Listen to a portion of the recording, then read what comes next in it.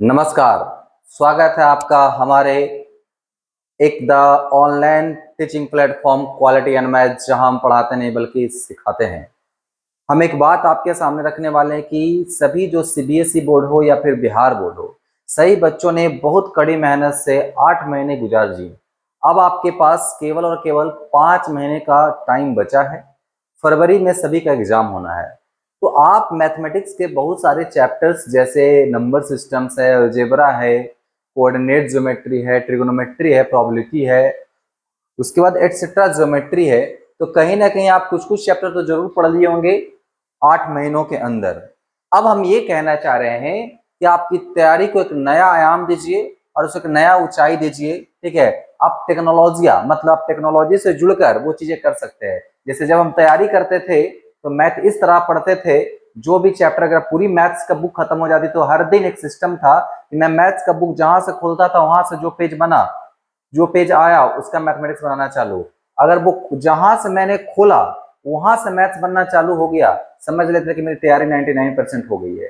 ठीक उसी प्रकार आज सभी बच्चों को, जो सीबीएसई हो या फिर बिहार बोर्ड हो, आपके पास मोबाइल होगा तो मोबाइल पे गलत साइट पे जाने से अच्छा है कि आज का जमाना चैट जीपीटी का है, जिमनाई का जमाना है।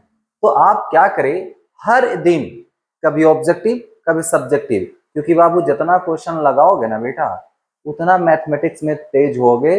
मैथमेटिक्स का बस एक ही सिस्टम है, more practice more knowledge, no practice no knowledge, practice make be perfect. तो डिपेंड आप पे करता है कि आप कितना प्रैक्टिस करेंगे, क्योंकि मिस्टेक्स तभी होंगी जब एक्सपीरियंस आपका कम होगा, और जैसे आपका एक्सपीरियंस बढ़ जाएगा तो आपका मिस्टेक्स कम हो जाएगा और आपकी एक्यूरेसी बढ़ जाएगी। तो भाई हर एक दिन सोने से पहले, ठीक है, चैट जीपीटी पे जाएं और हर एक दिन 20 क्वेश्चन ऑब्जेक्टिव, 5-10 क्वेश्चन सब्जेक्टिव जरूर लगाएं मैथमेटिक्स और साइंस के अंतर्गत। और मैं भी आपको अभ्यास कराऊंगा, जो आप पढ़े हैं वो हम आपके सामने लाइव, ठीक है, आपके सामने मैंने लिखा है। हर एक चैप्टर से जब भी मन करे, कभी ट्रिगोनोमेट्री से, जब भी मन करे अलजेब्रा से, डायरेक्ट मैंने सर्च किया 20 objective question for class 10 in mathematics from trigonometry. अगर आप बिहार बोर्ड से हैं तो इन हिंदी लिख सकते हैं, अगर आप सीबीएसई बोर्ड से हैं तो इन इंग्लिश लिख सकते हैं। तो जैसे ही मैंने लिखा, तो चलिए मैं यहाँ पर चूंकि अभी बिहार बोर्ड का तैयारी करवा रहा हूं तो in Bihar board, Bihar board, Bihar board. अब मुझे क्वेश्चन बनाने की दरकार नहीं है, ठीक है। यहाँ बिहार बोर्ड का खुद 20 क्वेश्चन क्या देगा नहीं देगा ये पता नहीं, लेकिन हमारी जब तैयारी मजबूत होगी तो देखते हैं 20 में 20 जाएगा कैसे 20 क्वेश्चन को मैं डिस्कशन करूंगा। यहाँ पे मैं सर्च कर दूंगा, तुरंत ये 20 क्वेश्चन मुझे बनाकर दे देगा, ठीक है। लेकिन ध्यान ये देना है आपको कि ये 20 क्वेश्चन का जो जवाब है वो आंसर तो मैं नहीं देखना है, खुद से खुद सॉल्यूशन करना है। थोड़ा सा नेट ये है, फिर मैं देखता हूँ, ठीक है। ट्रिग्नोमेट्री का ऑब्जेक्टिव का क्लास 10th का 20 क्वेश्चन, ठीक है। तो इस प्रकार से, तो अगर हम देख पा रहे हैं मेरे भाई, तो बड़ा आराम से आपका क्वेश्चन आ जाएगा। अब यहाँ से सॉल्व करना हम लोग चालू कर देंगे, ठीक है। लेकिन देखना है कि लास्ट में आपको कितना नंबर आता है, क्या होता है। तो एक टेस्ट घर पे आप जरूर लगाएं। जैसे ये क्वेश्चन आपको दिख रहा होगा, ठीक है। अभी देखिए मैं सॉल्यूशन करता हूँ आपके सामने, आप ऐसे ही 20-20 क्वेश्चन का डेली आप सोल्यूशन जरूर करें। तो आइए मैं उड़ाता हूँ जल्दी से, ठीक है। सबको आपको दिख ही रहा होगा क्वेश्चन वगैरह सब, मैं उड़ाता हूँ। चलिए पहला क्वेश्चन आप देख रहे हैं। पहला क्वेश्चन है साइन थीटा बराबर 3/5 हो तो कॉस थीटा का मान बताइए। आपको पता होना चाहिए कि साइन थीटा का मान अगर 3/5 है, तो मेरे को पता है साइन थीटा का मान 3/5 है, और साइन थीटा बराबर होता है मेरे भाई P/H। इसका मतलब हुआ कि P के जगह पे 3 है और H के जगह पे 4 है। तो एक पाइथागोरस ट्रिपलेट है PVH। कुछ पाइथागोरस ट्रिपलेट याद रखिएगा, अगर P 3 है और यहाँ पे बी एच जो आपका आज का है तो पक्का है कि 4 होगा। नहीं जानते तो आप उसको निकाल सकते, लेकिन चूंकि ऑब्जेक्टिव है तो आप ज्यादा टाइम नहीं लगाइएगा। कुछ कुछ पाइथागोरस ट्रिपलेट जिसको याद रखना पड़ेगा, जैसे 3 4 5 हो गया, 5 12 13 हो गया, 9 40 48 हो गया, है ना। ये सारे के सारे जो मतलब बहुत वायरल पाइथागोरस ट्रिपलेट, उसको आप जुमा पे रखिएगा तो कम टाइम में लगेगा। तो जैसे ही मैंने कह दिया डायरेक्ट, तो इतना करने का दरकार नहीं था। मुझे चाहिए कॉस थीटा। कॉस थीटा बराबर होता है B/H। बी का मान 4 है बच्चा और H का मान 5 है, यानी आंसर देंगे 4/5। 4/5, यानी हम लोग चलेंगे ए के साथ, ए के साथ। नेक्स्ट क्वेश्चन अगर हम देखें,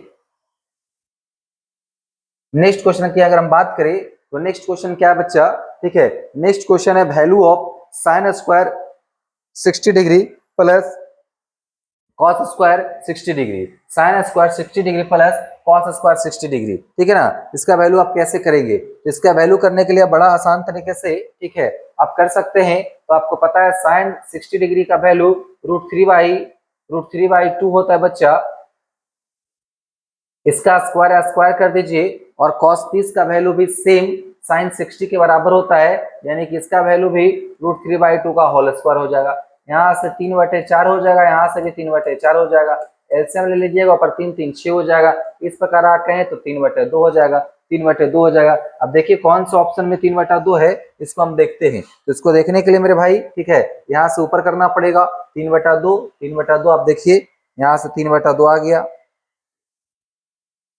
3/2, 3/2। आप देख पा रहे हैं कि इस प्रकार आपका अभ्यास भी हो जाएगा, कॉन्सेप्ट भी क्लियर हो जाएगा।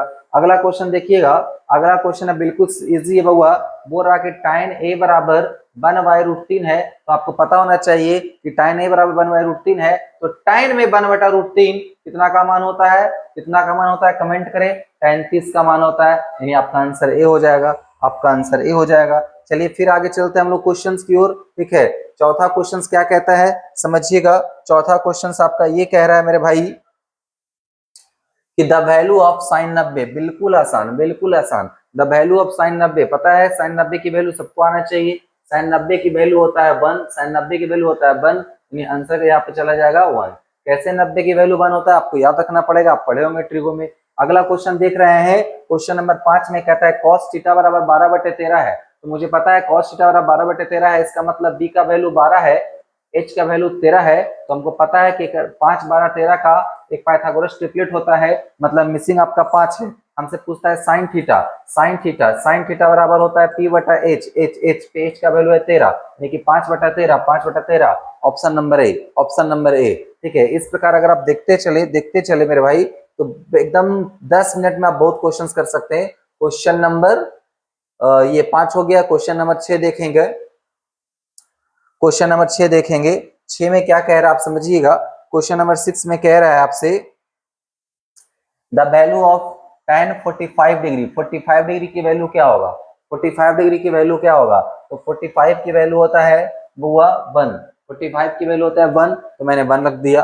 फिर आगे देखते हैं यहाँ पे साइन ए बराबर कॉस है, याद रखिएगा साइन ए बराबर कॉस ए, साइन कॉस एक दूसरे का पूरक होता है, एक दूसरे का कॉम्प्लीमेंट होता है, और साइन ए और कॉस ए अगर दोनों बराबर है तो आपको पता होना चाहिए ये दोनों केवल और केवल 45 डिग्री पे बराबर होगा, 45 डिग्री पे बराबर होगा। तो वैल्यू ऑफ ए बोलता है, तो बताइए साइन और कॉस कब बराबर होंगे, 45 डिग्री पे बराबर होंगे। अगर इसको आप सीखना चाहते हैं कि कैसे बराबर होंगे 45 पे, तो आप इसको ऐसे लिख सकते हैं साइन ए बराबर कॉस ए को लिखने का स्टाइल हो जाएगा साइन 90 माइनस ए, क्योंकि साइन 90 माइनस थीटा बराबर कॉस थीटा, साइन से साइन यहाँ कैंसिल हो जाएगा, तो बचेगा 90 माइनस ए आएगा 2a हो जाएगा बराबर 90 डिग्री, यहाँ से काटेगा 45 डिग्री। बट तुम्हें डायरेक्ट याद रखना है कि साइन कॉस बराबर होता है 45 डिग्री पे, 45 डिग्री पे। क्वेश्चन नंबर 8 और क्वेश्चन नंबर 9 की ओर आते हैं, क्वेश्चन नंबर 8 क्वेश्चन नंबर 9 की ओर आते हैं। तो हम देख पा रहे हैं the value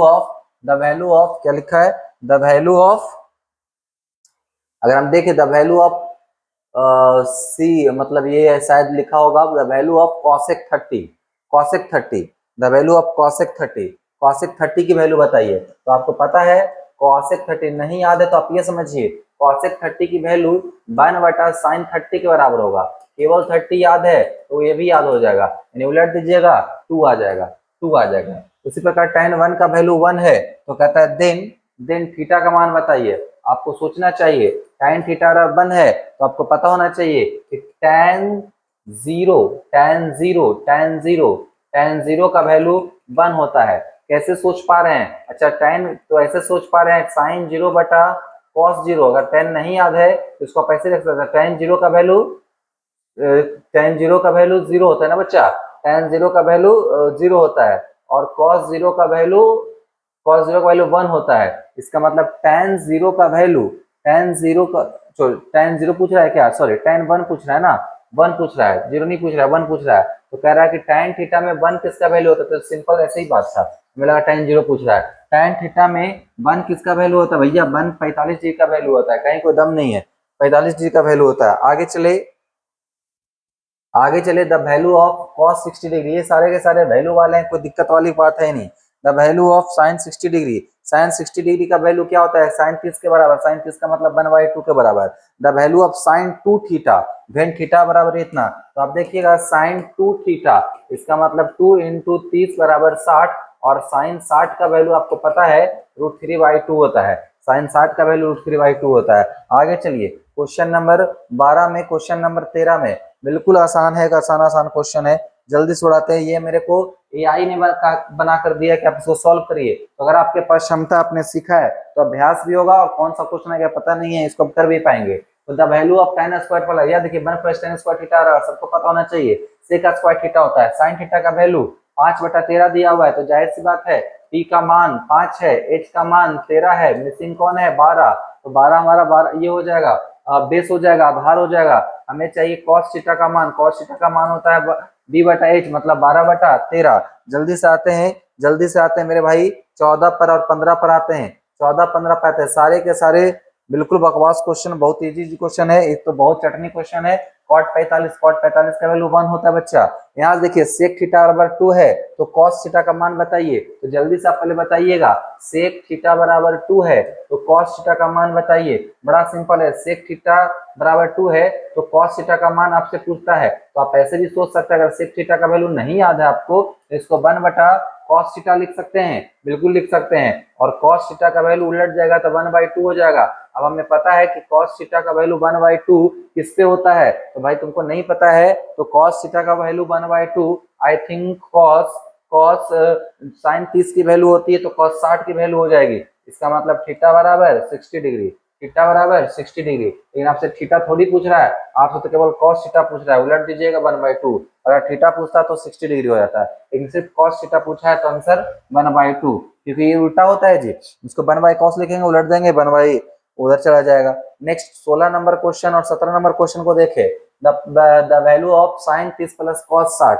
the value of sin 30 plus cos 60, तो sin 30 प्लस cos 60 की वैल्यू क्या होती है, sin 30 का मतलब 1/2 प्लस cos 60, तो sin 30 का मतलब 1/2, और इसका भी वैल्यू sin 30 के बराबर होता है, वो आधा आधा मिलेगा तो 1 हो जाएगा।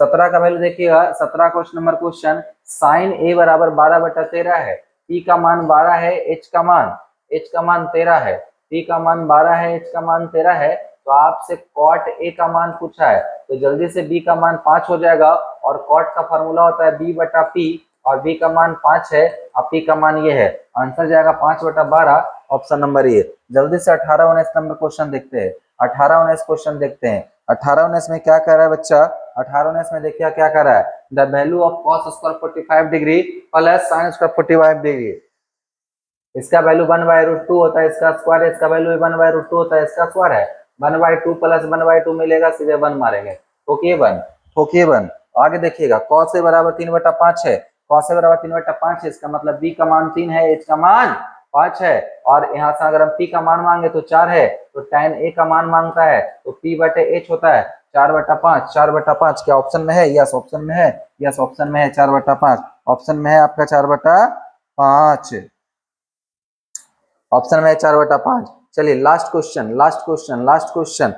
क्वेश्चन क्या है हुआ, लास्ट क्वेश्चन देख लीजिए, the value of cosec 90, the value of cosec 90, अगर तुम्हें cosec 90 के वैल्यू में टेंशन हो रहा है तुम 1/sin 90 लिख सकते हो, और sin 90 का वैल्यू 1 होता है, sin 90 का वैल्यू 1 होता है, इसलिए कि मैंने यहाँ से 1 मार दूंगा। मुझे लगता है ये अभ्यास करने का सबसे आज के डेट में सबसे बेहतरीन तरीका है, हर एक सब्जेक्ट का डेली 20-20 ऑब्जेक्टिव उठाइए, क्योंकि बिहार बोर्ड वालों और शायद सीबीएसई में भी 20-20 क्वेश्चन, बिहार बोर्ड में तो 50 क्वेश्चन ऑब्जेक्टिव आता है, तो पर डे आप चैट जीपीटी से जाकर डेली 10-10 क्वेश्चन 20-20 क्वेश्चन ऑब्जेक्टिव हर एक सब्जेक्ट में कर सकते हैं, उससे अभ्यास भी हो जाएगा, मजा भी आ जाएगा, और इस प्रकार से आप बनाएं, और हम डेली ऐसे ही 10-20 क्वेश्चन लेके आएंगे ताकि अभ्यास होगा आपके वीडियो देखने से। अब मुझे मैथ्स हो गया, मैथ्स के बाद अगर हमको लग रहा है चलो फिजिक्स का हम कुछ क्वेश्चन कर ले, तो फिजिक्स का क्वेश्चन कर ले, तो फिर से मैं यहाँ से लिखूंगा, ठीक है, फिर से आपसे मैं बोलूंगा इसको कि चलो चैट जीपीटी जो बताओ यार, यहाँ से फिर से मैं लिख सकता हूँ, मांग सकता हूँ कि मुझे क्वेश्चन दो, क्या क्वेश्चन दो, तो मैं बोलूंगा ठीक है कि फिर से 20 ऑब्जेक्टिव क्वेश्चन, मैं बोलूंगा कि बहुआ 20 ऑब्जेक्टिव क्वेश्चन लगा दो जरा, 20 objective 20 objective question 20 objective question किससे, तो इन फिजिक्स, या अगर आप बिहार बोर्ड के बच्चे हैं तो कोई टेंशन लेने की बात नहीं है। अब बिहार बोर्ड वाले बच्चे क्या करेंगे, ठीक है, आप हिंदी में भी लिख सकते हैं, ठीक है, 20 ऑब्जेक्टिव क्वेश्चन, ठीक है, in physics in physics 20 objective question in physics for class 10 for class 10, ठीक है, फॉर क्लास 10, ठीक है, कहां से, तो लिख सकते हैं चैप्टर वाइज करना है तो चैप्टर लिख दीजिए, चैप्टर फ्रॉम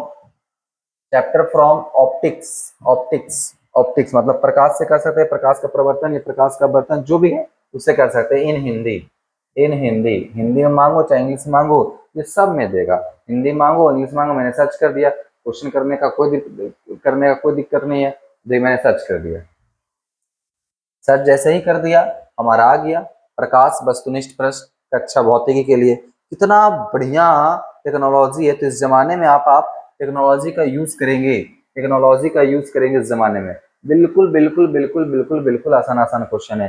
चलिए आइए जल्दी जल्दी उड़ाते हैं क्वेश्चन को, 20 क्वेश्चन हम इसका भी देख लेते हैं बउआ, क्या कहता है, बिल्कुल आसान है। समानांतर किरणों को एक बिंदु पर एकत्रित करने वाला दर्पण कौन सा है, समानांतर किरणों को एक बिंदु पर एकत्रित करने वाला दर्पण कौन सा है, आपको पता है दर्पण के बारे में पूछा है, यही तो किरण है बउआ, यही तो किरण है जो सारे को एक बिंदु पर एकत्रित करता है, और इस दर्पण का नाम होता है मेरे भाई अवतल दर्पण। आंसर मारेंगे कौन सा दर्पण, अवतल दर्पण। चलिए आगे बढ़ते हैं, कहाँ वो बच्चा, इनरोल, अच्छा यहाँ से इनरोल हो रहा है ना, ठीक है, यहाँ से इनरोल हो रहा है, एक क्वेश्चन करके आ रहा है, वाह बहुत बढ़िया। चलिए आइए प्रश्न नंबर 2 में की ओर चलते हैं, प्रश्न नंबर 2 में क्या कहता है समझिएगा, प्रश्न नंबर 2 में ये है कि बहू बताओ उत्तल दर्पण में बनने वाला प्रतिबिंब की प्रकृति क्या होता है, तो आपको बता दूं उत्तल दर्पण में हमेशा प्रतिबिंब पहला तो काल्पनिक बनता है, कभी भी वास्तविक का भेंट नहीं होगा उत्तल में। अब काल्पनिक बनता है तो लिखा हुआ है काल्पनिक तो है नहीं, तो आभासी और सीधा तो है, काल्पनिक का ही दूसरा नाम है आभासी और सीधा, वास्तविक उल्टा होगा ना, वास्तविक सीधा होगा ना, केवल उल्टा होगा ना, ये आंसर जाएगा आभासी और सीधा। चलिए नेक्स्ट क्वेश्चन की ओर हम बढ़ते हैं, प्रश्न संख्या 3 कहता है अवतल दर्पण का उपयोग किस रूप में किया जाता है, भैया अवतल दर्पण का उपयोग हमें पता है, ठीक है, कहता है सेविंग में ड्राइवर के पीछे देखने के लिए नहीं, ड्राइवर जब पीछे देखता है तो उसके लिए उत्तल दर्पण का यूज होता है, कहता है सेविंग में यानी कि हजामती में जी, वाहन के साइड मिरर में, हाँ वाहन का साइड मिरर ये वाला अच्छा ड्राइवर के पीछे देखने वाले दर्पण में नहीं, इसमें नहीं, साइड मिरर में नहीं, सड़क के ट्रैफिक वाला मिरर में नहीं, यहाँ गाड़ी के जो कहता है अवतल दर्पण का यूज, तो अवतल दर्पण का यूज हम लोग करते हैं हजामती में, क्यों करते हैं इसके पीछे रीजन भी है जो ये कॉन्सेप्ट में आपको सिखाया जाएगा, तो इसका यूज करते हैं हम लोग हजामती में करते हैं, हजामती में इसका यूज करते हैं। आगे चलते हैं, फिर कहता है यदि वस्तु को अवतल दर्पण के फोकस पर रखा जाता है प्रतिबिंब कहाँ बनेगा, बच्चा जब वस्तु को फोकस पे रखते हैं तो उसका प्रतिबिंब कहाँ बनता है, अनंत पर बनता है। आगे चलते हैं, कहता है समतल दर्पण बने प्रतिबिंब की प्रकृति कैसी होती है, बिल्कुल जी, समतल दर्पण द्वारा बने प्रतिबिंब की प्रकृति कैसी होती है, तो प्लेन मिरर बउआ हमेशा वर्चुअल इमेज को फॉर्म करता है, तो लिखा हुआ है आभासी सीधा तथा वस्तु के बराबर, वेरी नाइस, यही वाला सही होगा, आभासी सीधा तथा वस्तु के बराबर। चलते हैं आगे चलते हैं मेरे भाई, ठीक है, अगला क्वेश्चन प्रश्न संख्या 6, कांच की प्रिज्म में प्रकाश का विचलन किस कारण होता है, कांच की जो प्रिज्म होता है उसमें प्रकाश का जो प्रकाश का जो विचलन होता है, मतलब डेविएशन होता है, वो किस कारण होता है? परावर्तन अपवर्तन विवर्तन, परावर्तन अपवर्तन दोनों। तो मैं बता दूं कि जो प्रिज्म होता है वह कांच का प्रवर्तन नहीं करता बच्चा, वह कांच का अपवर्तन करता है। तो आंसर लिखेंगे अपवर्तन के कारण। अच्छे अच्छे क्वेश्चन का जमावड़ा। अपवर्तनांक की इकाई क्या है? अच्छा, अपवर्तनांक क्या होता है? निर्वात में प्रकाश की चाल बटे किसी माध्यम प्रकाश की चाल के अनुपात को अपवर्तनांक कहते हैं। तो चूंकि ऊपर भी चाल है नीचे भी चाल है, इसलिए कि आप कह सकते हैं कि अपवर्तनांक हमारा कोई इकाई नहीं होता है, कोई इकाई नहीं होता है। चलिए आगे चलते हैं, आगे चलते हैं। यहाँ पर है न्यूनतम विचलन प्रिज्म में कब प्राप्त होगा? बहुत बहुत बढ़िया क्वेश्चन है। न्यूनतम विचलन प्रिज्म में कब प्राप्त होगा? जैसे एक प्रिज्म है मेरे भाई, समझिएगा, एक प्रिज्म है, एक प्रिज्म है, तो कहता है सबसे कम विचलन कब? तो मैं आपको बता दूं कि सबसे ज्यादा विचलन बैंगनी का होता है, सबसे